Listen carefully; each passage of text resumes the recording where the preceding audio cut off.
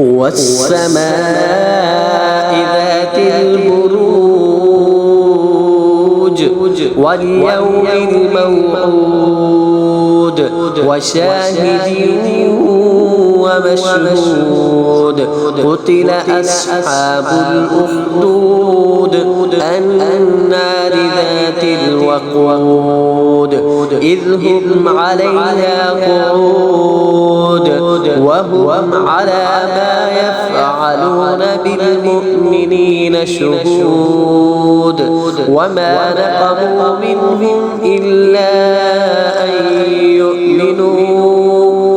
بالله العزيز الحميد الذي له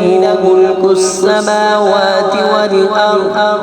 والله على كل شيء شهيد إن الذين فتنوا المؤمنين والمؤمنات ثم لم يتوبوا فلهم عذاب جهنم ولهم عذاب الحريق إن الذين آمنوا وعملوا الصالحات لهم جنات تجري من تحتها الأنهار ذلك الفوز الكبير إن بطش ربك لشديد إنه هو يبدئ ويعيد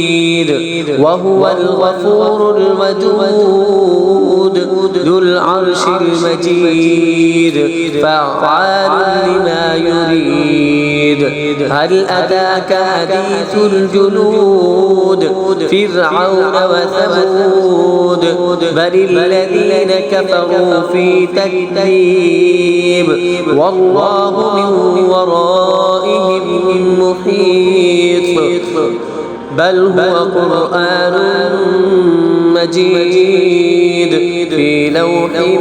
محفوظ